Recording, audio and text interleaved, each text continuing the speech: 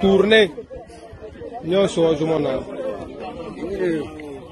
tiawana oyo nde matériel ya ennemi oyo tozwi. Bonjour, bonsoir, ça dépend de l'ère à laquelle vous nous suivez de partout. Bandeko na biso o bokolanda biso na poto na France partout na Afrique bino tout bokolanda biso. Les Rwandais surpris match Balouki, mesdames et messieurs. Bunagana presque récupéré plusieurs bateaux de guerre déployés na Goma. Match Zeko Baluka. Qu'est-ce qui se passe réellement en Rwanda? Matanga et Akolekakuna. Un colonel vient de tomber. Bandeko nangai William Ruto très surpris. Bon, bandeko nanga, bo partager émission, bo liker, ko sala biso vrai bien parce que la minute oyoyo ba donner et ko baksamara c'est ko baksama ba actualité ezo koya kaka c'est ko koya bandeko nanga.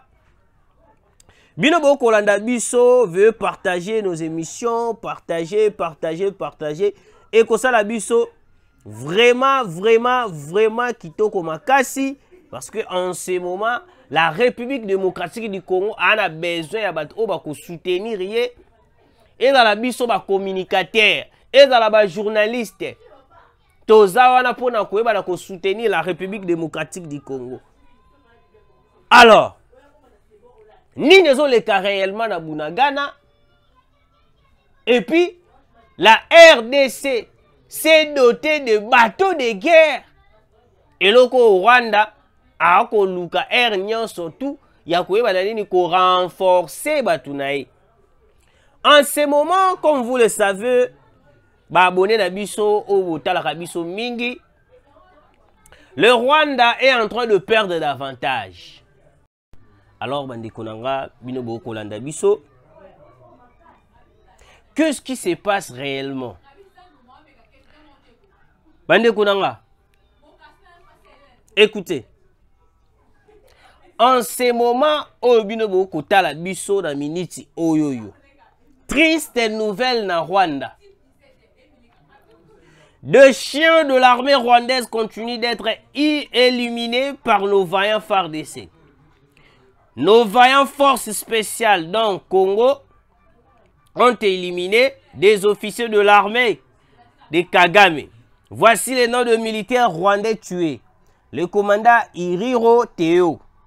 Le colonel de spécial force rwandaise, Michel Nkusi. Lieutenant Sam Chiayaka. Pété Emi Mourengezi et le sergent David. Tous les Rwandais qui traversent la frontière aux côtés du M23 seront tous tués. Photo d'illustration. Bande Konanga. En ce moment, matanga eza makasi na Kigali. On se pose la question. Pourquoi est-ce que ba minéré na biso moko otoza censé ya koyeba nana ko garder ba minéré na biso moko otoza censé ya ko protéger yango ya ko garder yango, mais il y a de certaines personnes on va ko comploter pour na koya ko déstabiliser ba minéré na biso ko créer les biso ba plan moko diabolique. William Ruto en ce moment est Azana Italie, excusez-moi pour le tâtonnement, Azana Italie, place au Wapi, Azana Rome plutôt, Azana Rome, place au Wapi, accueilli Kokuta na pape. Kokuta na pape, pour na yeni ni pape pour aïe bana ko sambela pour que problème il paye à RDC na Soudan et bana kokota calme bana kokota. Mesdames et messieurs, William Ruto, il est la personne au Wapi Yewana à qui ko participer, à qui ko renforcer les M23.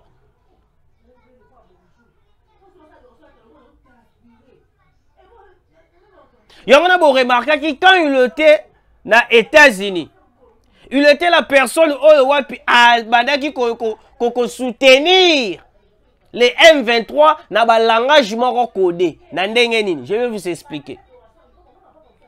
Comment est-ce qu'une personne oyoyo ozali pour la République démocratique du Congo, ozali pour le président de la République, mais okoki ko la coalition, okoki ko se bosangani lisusu na Joe Biden, et puis oko se la biso déclaration pour dire que ote problème à RDC, ezali problème moko, et c'est nga foba solo là, et c'est nga foba salabe. Non! Yango moni mokonzi mboka yeko surprendre bango. Déploiement de bateaux de guerre.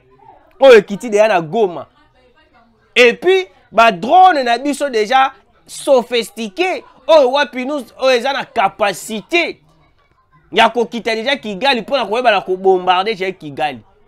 Parce qu'en ce moment, le président de la République, des fois, a côté la paix, population rwandaise. Parce que de l'autre côté, son total, il peut bien la population rwandaise. Bazana problème, mais le gouvernement de Paul Kagame est né et ils ont un problème à casse avec la République démocratique du Congo. Oui, je vous dis. Le gouvernement du Rwanda, comme il a un niveau, il a imposer même à la population, il a soutenir le M23. Vous voyez un peu l'idée de parce que quel est le plan? Je vais vous expliquer. Kagame atini émissaire na wapi na Kenya. Atini émissaire na wapi na Kenya. En ce moment, il y a une collaboration entre Rwanda et Kenya pour que Kagame aille renforcer les sous davantage. Parce que Amoni déjà sur terrain, hommes et puis munitions et les sous-soutés. Parce que dernièrement, le FRDC avait récupéré plusieurs munitions, armes, il y a M23. Oh, wapi, na masaso et betamaki wana, il y a drone, il y a Sukhoi 25. On a pu remarquer le M23, misu batikalaki, kimaki, pakati mbango kusaranate. Batalika wabi, non, kufi, kufi. Biso, totikali vivant. Tochala biso poids. Bazu ba kimi. Bazu ba pakati ba mbao. Qu'est-ce qui se passe? Kagame a komi koluka nini. Lokola akutani na président William Ruto. Tu sais qu'il a surpris Kagame na koyeba na ko déployer ba bateau de guerre oyo witwa na reçu. C'est pour cela on vous dit que la Russie na minute oyoyo. Yende mututu komi na école serré. Le seul pays au monde où ils ont dit Libanda ya continent d'Afrique où peut-être tous les sincère. Russie, Chine, pays où on a des mututu la bango sincère. Parce que bango de mutu bako fungole la biso moi misu, bango de mutu bako tika biso pena to éclaircir makambo bien to bunda bitumba o bien. Mais ma pays moussou soit etikali loko la France ba États-Unis ba complice ya ba M23 yango komona même ata le M23 ba sali désordre ya ndenge nini quelle que soit déclaration ya États-Unis to ya France ba lobby ba kotikala koyoka yango te voire même Paul Kagame est en train de s'imposer contre les décisions des Américains parce que biso to ba américain le pays africain o s'imposer contre les Américains. Il faut Zala. Il faut Zala Tshisekedi pour s'imposer contre les Américains. Il faut Zala Tshisekedi pour s'imposer contre les Américains. Il faut Zala Ndashimi pour s'imposer contre les Américains. Parce que le président William Ruto très surpris na Kenya. Déploiement des bateaux de guerre na Goma. Match Baluki. Parce que place au wapi c'est total ici manduki contre Kigali. Parce que certaines personnes me demandent mais ndenge nini position ya Bunagana, ndenge nini Bunagana. Mesdames, bande konanga très chers abonnés, Bunagana avant que tout comme fin de l'année nous allons récupérer Bunagana. Parce que ma sœur na Bunagana chaque jour des armes de détonnement lourds. Oh, yoko beta pemeli ya Bunagana. parce que Kagame akomaki na idée nini ba annexer Bunagana na Uganda. Parce que Uganda bandaki kobima lokola ndeti ye ako participer te, ye azali na ye innocent. Parce que na Kenya na minute oyo bandeko triste nouvelle comme Libango. Parce que déploiement ba bateau de guerre oyo koti siko na Goma et koti siko palpite na ngambu ya Paul Kagame na ngambu ya William Ruto. Parce que William Ruto bango basanganaki William Ruto, Joao Lourenço, Sassou Nguesso na Museveni. 4 présidents na basangani. Pour na bango plan na bango ezali que non, il faut to comploter contre Tshisekedi. Ne yango bo remarquaki ba keiti ko créer une base militaire. Ya ba américain wapi na soyo na Angola. Nyaso wana nini po baza na facilité ko attaquer la République démocratique du Congo. Boko tikala ko mona jamais William Ruto à côté la RDC. Je vous ai dit ici que non. Cyril Ramaphosa tant azalaki non na mabele na biso awa ane koloba nini. Problème ya RDC, il faut to beta Munguna, il faut to beta Masasi, il faut to Salaboy, il faut to Salaboy. Mais le jour azwa qui appelle ya Joe Biden à quitter na Rwanda, déclaration échangea maloba échangea. Et comment que oh non, il faut to solo là. Problème à RDC, ils sous mandu quitter, ils a promis moroboye, il faut négocier ceci cela. Yangana la population balélela ki mokonzi ya mboka pour dire que non, mokonzi ya mboka il est temps de se tourner vers la Russie. Mokonzi ya mboka yoka ki ba appelle ya population. En ce moment, je vous dis, plusieurs bateaux de guerre déployés na Goma. Déplacés au wapi, triste nouvelle ce que quoi wapi na Rwanda na Uganda. Pourquoi jusqu'à présent, tu as PPRD, bazaka ko s'imposer, Kabila a si sa guerre na simple stylo, Kabila a si sa guerre na simple stylo. Ils allaient raccourci à ba magicien. Raccourci à ba magicien. C'est de la comédie totale. Et loko ba ko luka, ils allaient que non, Tshisekedi a que de négocier avec le Rwanda, to signer ba accord. Et que biso peut kota liso na boumbu o Kabila kotisaki mboka na biso.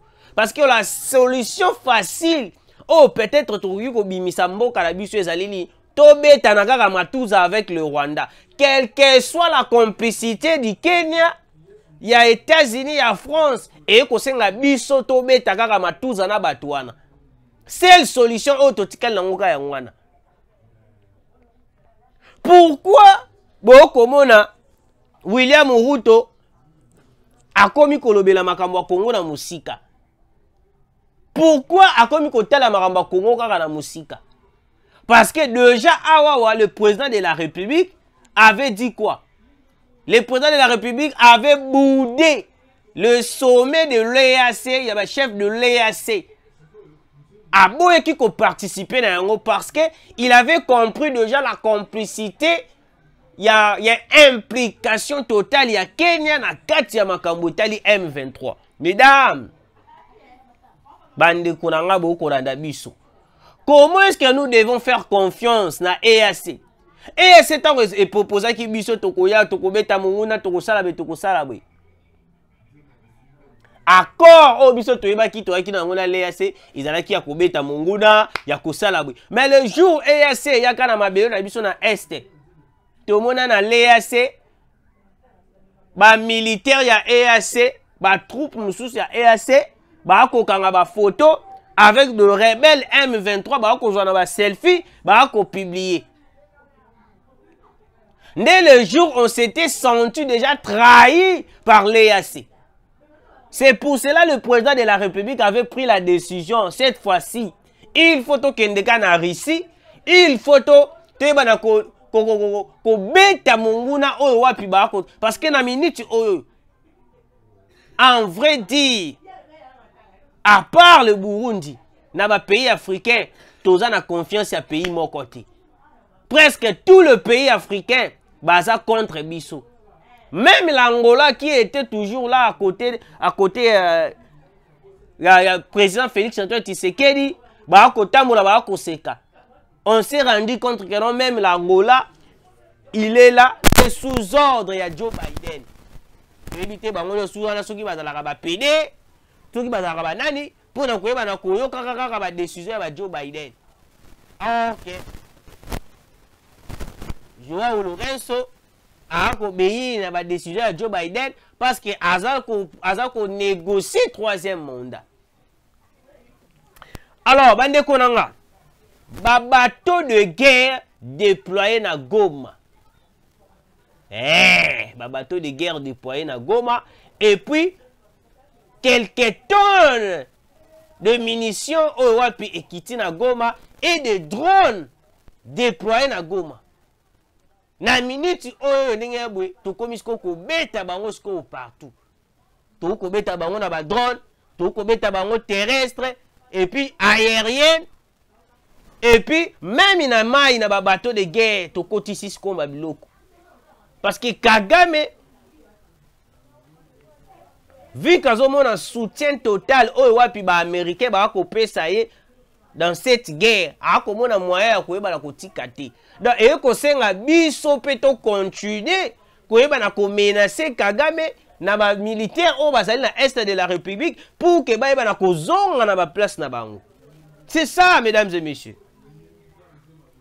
Je vais vous lire l'information pour vous mettre au parfum de l'actualité. Parce que biso to lingaka, tant que vous avez une information, to ko tangela binope pour que vous allez la rassurer. Pour que vous allez rassurer. Makambo ya est de la République, bandikonanga,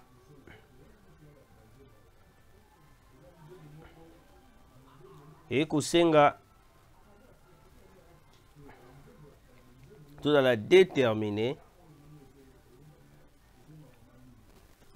Écoutez ce qui se passe dans Rwanda en ce moment. Une crise de confiance entre Paul Kagame et sa hiérarchie militaire.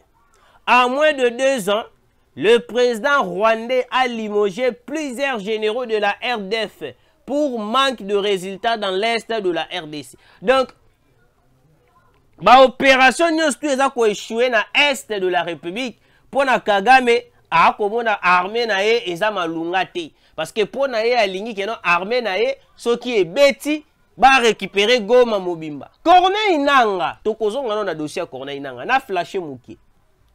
Corneille Nanga nous avait promis quoi? Corneille Nanga est ce qui biso que non te ti to comme les jours intel to ko encercler Goma Mobimba et ko comme na maboko la biso jusqu'à présent to éviter ndoto ya Corneille Nanga ce qui déjà s'est réalisé. Point d'interrogation. Nous continuons la lecture. Kagame accuse ses généraux d'impuissance. Il s'attendait à la prise de la ville de Goma avant janvier. Un climat malsain s'est créé au sein de l'appareil sécuritaire du Rwanda. Plusieurs généraux sont mécontents de la guerre en RDC. Les rumeurs de coup d'État fusent. Et le tête tombe à la veille des élections rwandaises. Kagame doit partir. Match komisko ko changer na Rwanda. Match komisko ko baluka wapi na Rwanda. Ha. Wande kunanga makambo komiko changer na Rwanda, makambo komiko baluka na Rwanda. Totangela bino.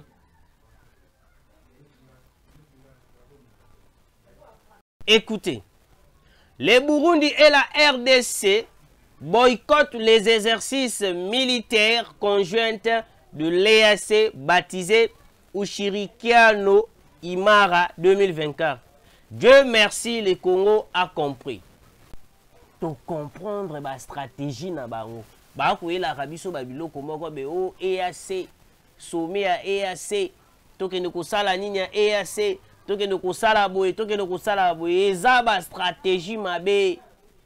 Parce que dans kata EAC nous voyons le Rwanda, Kenya, l'Ouganda, ba pays kaka oyo wapi oyo biso to ko boya ba pays kaka nini oyo ba ko comploter contre biso ba pays kaka wapi oyo wapi toza sincère na bango te de pays moko traître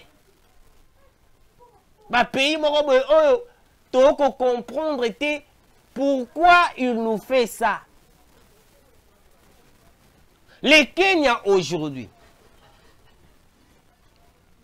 est-ce que Nanyande qu'on pensait que non, le Kenya pouvait participer à renforcer Paul Kagame na nyonso ekoleka na est de la République? Nyonso les alelini. Les jours tu comprendras déjà que non, bah va et vient William Ruto. Ah combien ma biso à gauche à droite, gauche à droite, gauche à droite. Dès le jour tu qui comprendre que non, te William Ruto azali très très. William Ruto azali moto to couper sa confiance te. William Ruto azali moto yo a koluka intérêt na yep. Ezaki mission mobimba ba pesa ki William Ruto a keneni ni ko diaboliser Tshisekedi pour que Tshisekedi a cédé na Onyo Stoko le gala est de la République. Parce que mission au Paul Kagame a pesa ki ba militaire na ye ezalaki que non avant janvier ba bananini kozwa contrôle ya Goma mobimba. Na yaki ko la kisabino awa, je ne sais pas si j'ai encore la vidéo en question. Laissez-moi chercher un peu la vidéo. Je ne sais pas si j'ai encore la vidéo en question. Je ne sais pas vraiment. Naebi usute vidéo ngo soki ezalaka kaka to ezalité. Comme ça na faire comprendre bino nini o batwana balukaka. Batwana balukaka nini? Ah, mesdames et messieurs. Espérons que nous allons voir cette vidéo. Est-ce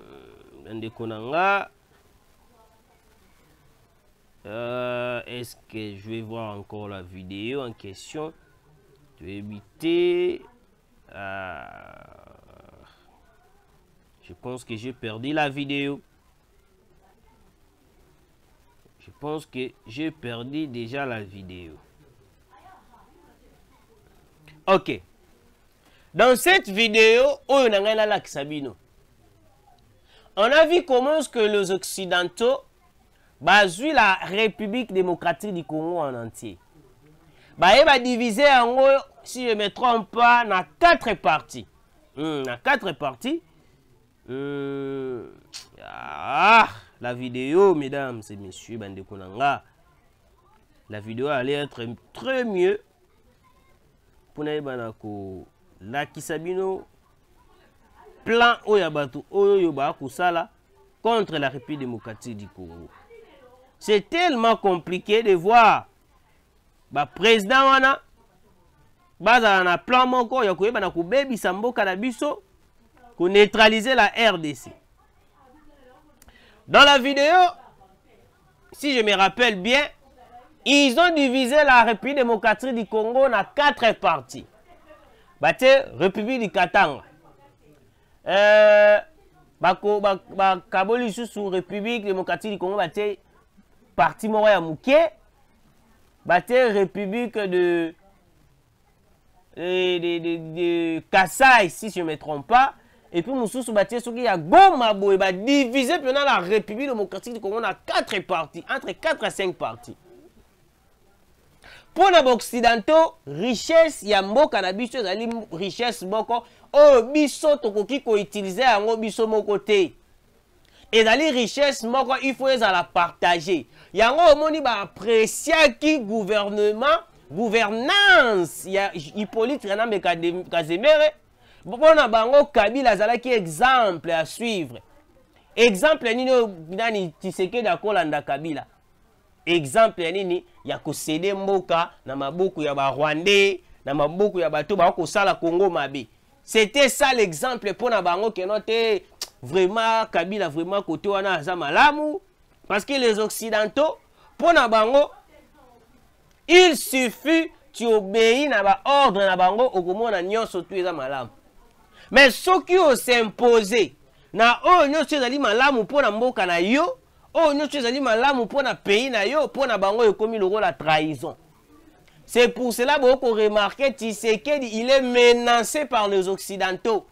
Mais ceux qui ont biso to qui na Russie we ba komi ko ya ko bonde la biso. Ote, bote, bozela, bosala bon. Mesdames et messieurs, bande konanga, très chers abonnés. Les États-Unis ba ko tikala jamais qu'on ala d'accord avec la République démocratique du Congo. Soki kaka ba minéré na biso mboka ezaka uni. Mais soki bazi ba kaboli biso ka ba diviser biso ne ba sala Soudan du Nord na Soudan du Sud, nde mutema na bango ekomi kimia. Parce qu'ils allaient plein à bango au bango ba koluka chaque jour.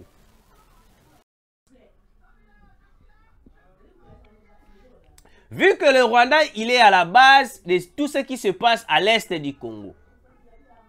Et puis le Rwanda et loko yoko tindai aiba na koboma bande kona biso na est de la République, c'est parce que amoni ba minéré na biso tellement ba minéré na biso et ko sala mutema pasi. C'est pour cela Kagame jusqu'à présent a continué koyeba na koboma bande kona biso koyibaka ba minéré na biso ko sala na yango oya komi amoni alingi asala. Mais démarche ya mabe o biso to komi komona sko ezali nini. Le président William Ruto a rencontré le pape. Le président William Ruto a rencontré le pape pour na ko bala pape kenote tosilisa banyan surtout des ordres de en Afrique makambotu. Oh, bande konanga. Est-ce que William Ruto peut rencontrer le pape pour sa pape qui noté totika makambo oyo babunda pour makambo izala izoleka la est de la République et koleka l'Afrique et bala kosila. N'est-ce pas William Ruto, il était d'accord avec Joe Biden. Il y a qu'à comploter contre la République démocratique du Congo. N'est-ce pas William Ruto a trouvé qu'il y a un bon, il y a qu'à tinda kaba militaire kenyan pour participer au sein du M23. N'est-ce pas William Ruto avait fait une déclaration en disant que non, problème il y a RDC, Zali, il y a Bitumbate, et Zali, photo Vandara, to solo là. N'est-ce pas? Mais aujourd'hui, William Ruto veut faire semblant devant le pape.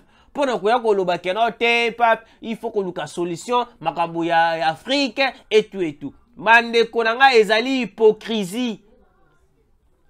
William Ruto, c'est un hypocrite. Le Kenya s'est joint au pape François pour appeler à la fin urgente de la violence dans toutes les régions du monde, y compris au Soudan et en RDC. William Ruto, on n'a pas besoin que nous plaider pour Nabiso et pas ya pape.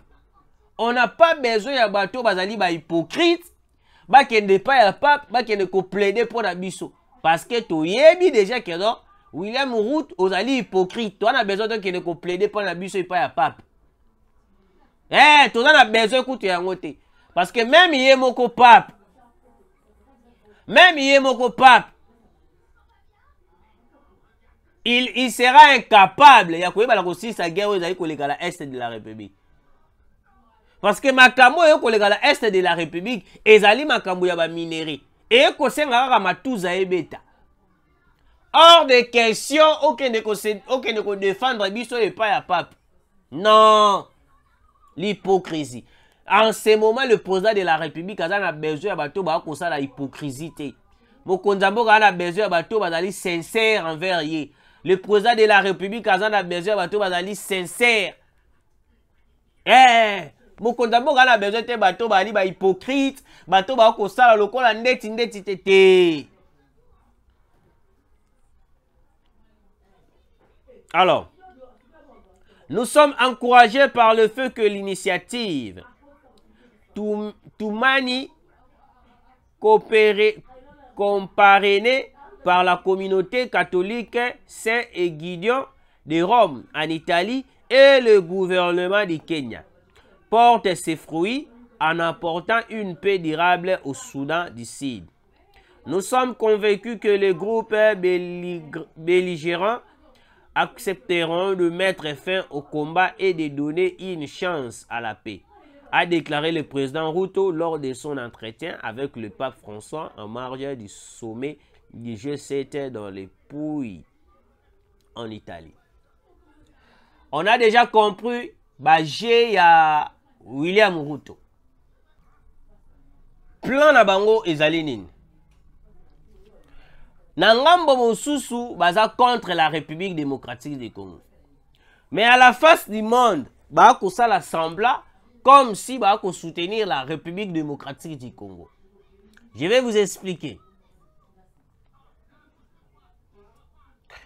Beaucoup comprendre avec moi, vous serez d'accord avec moi. Joe Biden a kolobaote Rwanda abimisa ba militaire na ye na République démocratique du Congo abimisa bango parce que eu le temps okomona bazui basali ba déclaration belé pour na nini monde entier mona bango. Mais en coulisses Joe Biden et la France bazui mandoki bakei kopesa nani Paul Kagame. Vous voyez? C'est ça leur plan. Na moi bazali pour biso. Mais na boutou ba ko comploter contre biso parce que tu sais que dit jusqu'à présent il n'est pas d'accord de négocier avec le Rwanda. Parce que tu sais qu'il refuse de négocier avec le Rwanda en cédant la partie est entre le maire du Rwandais. Et loko tu sais que dia ko boya yango. Ne loko oyoyo bazui ba botoli même ba Corneille nanga ba carré minier parce que yo zali kaka simple politicien yo ka ba carré minier belé o Kabila apesai. Kabila zui ba carré minier apesi Corneille nanga pona nini na idée que note Corneille nanga yo faut l'exanga ka na ba élection. Donc ba élection moko ezala ba élection moko ya tricherie parce que nga na opesa ba carré minier. Parce qu'après avoir confisqué ba carré minier à ba Corneille Inanga, ba avantage à ba Corneille Inanga bloqué, tu sais que dia komi mabe. Corneille Inanga se révolte contre le président de la République. Le même stratégie en OP Fridolin Ambongo akbandaki kokinango démarche wana, le même démarche. Tu sais que dit azu a telle gratuité de l'enseignement. Fridolin Ambongo a ini tu sais que bloc pétrolier moko ezalaka la mwanda oyo wapi Fridolin Ambongo akoma kozoba mbongo ya ofele secret ye kobima le président de la République bazui ba bloquer ba bloc pétrolier wana Fridolin Ambongo yina Tshisekedi lokola ndeti muto moko abomela ye mwasi. Donc Fridolin Ambongo tia yina Tshisekedi ce n'est pas parce que Tshisekedi a kosala maamba bien makasi ezali pour la gratuité de l'enseignement parce que eloko batu ba comprendre raté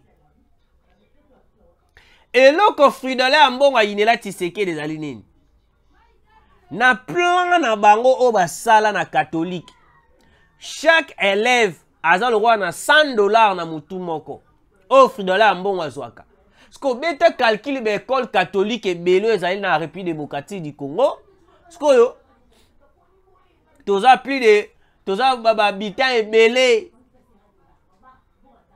Parce chaque élève $100 na mutu et mutu moko. Voilà la primaire. Parce mokonza mboka ye ate gratuité de l'enseignement. Donc ba $100 nyo surtout oyo wapi ambongo ane ko zwa ane ko yiba nganga nzambe me ane ko yiba ekomi ko kinesko ofele ka bongo. Ne place au Fridolin Ambongo Inaka le président de la République. Ne place au Fridolin Ambongo Pina Inaka mokonzi mboka.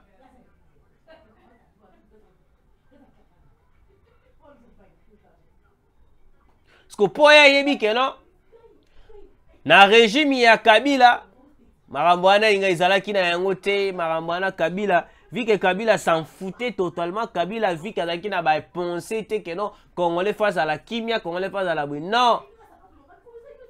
Mais avec le président de la République, à tali de marche, il y a Mboka et Kosenga Congolais faut bénéficier dans ma Cambodge dans la constitution. Dans ma Cambodge dans Kosenga Mboka et Tambola. Mesdames et messieurs, avant de terminer cette émission, laissez-moi vous lire la dernière information.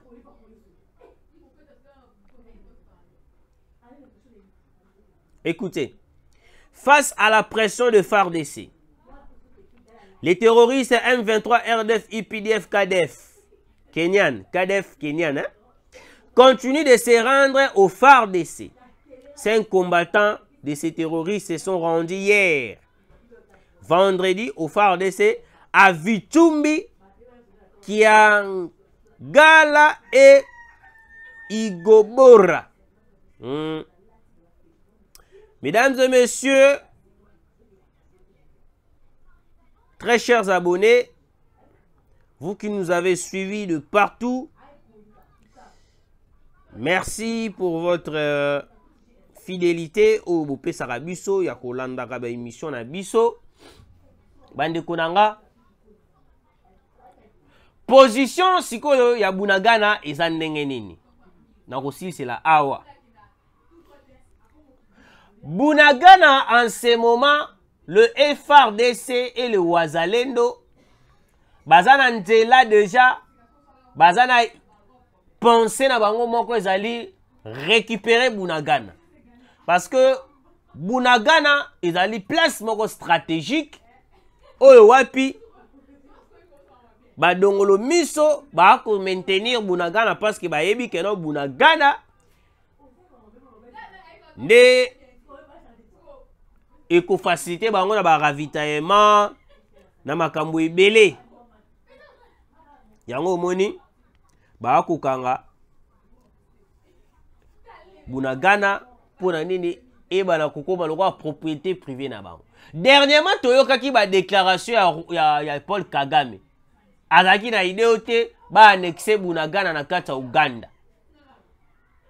Quel désordre! C'est pour cela que drone auto sombi cette fois-ci cité wana ya Bunagana et qu'on la récupérer déjà parce que ma sasi ko beta na ndenge ya kusakana te côté ya Bunagana. Nous allons récupérer Bunagana. Qu'il pleuve, qu'il neige. Ma sasi ko beta na Bunagana, cela veut dire nous allons récupérer Bunagana. Oui, bende kunanga, nous allons récupérer Bunagana. Merci de nous avoir suivis.